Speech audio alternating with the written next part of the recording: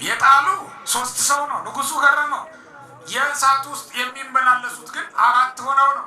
እንደውም 4ኛው ደግሞ የእግዚአብሔር ልጅ መልክ ይመስላል ብሎ ተናገረ።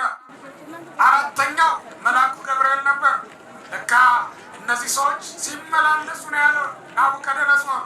እየዘመሩ ነበር ይባርክዎ ኩሉ ግብረት ለእግዚአብሔር እያሉ። ፍጥረት ሁሉ እግዚአብሔርን ያመሰግነዋል። ፀሐይና ጨረቃ ያመሰግኑታል። ቁር ብርዱም ሌሊቱም መዓልቱም እግዚአብሔርን ያመሰግነዋል እያሉ እየተቀኙ ነበር። 33 መዝሙር የዘመሩት እዚያው ውስጥ ሆነው ነው። 33 መዝሙራትን ዘምረዋል እዚያ እሳቱ ውስጥ ሆነው ማለት ነው። እነሱን የረዳ እግዚአብሔር ሁላችንንም ይርዳን።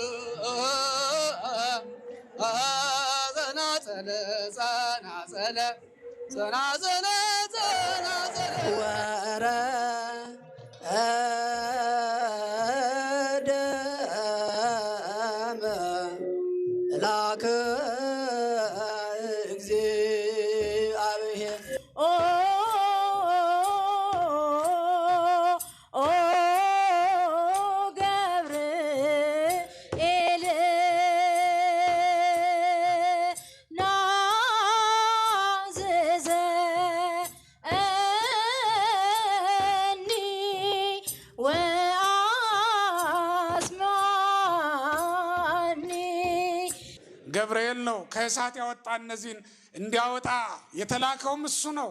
የምስራች ቃል ነጋሪ፣ የምስራቹን አብሳሪ ታላቅ መልአክ ቅዱስ ገብርኤል እሳቱን አጥፍቶ እነዚህን ሰዎች አዳነ።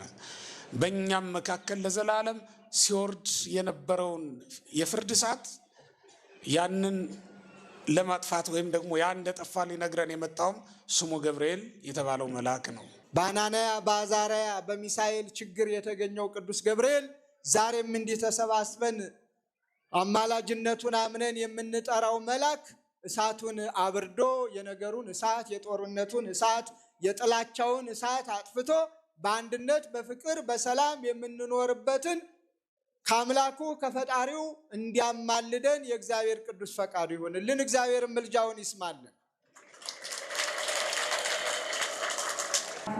በሰላም ወደ የቤታችሁ ግቡ። እግዚአብሔር ከሁላችሁ ጋር ይሁን። እግዚአብሔር ይባርካችሁ። እግዚአብሔር ይቀድሳችሁ፣ ያክብራችሁ። እንደ ዛሬው ሁሉ ለሚመጣው ዓመት በረድኤቱ ጠብቆ ያድርሳችሁ።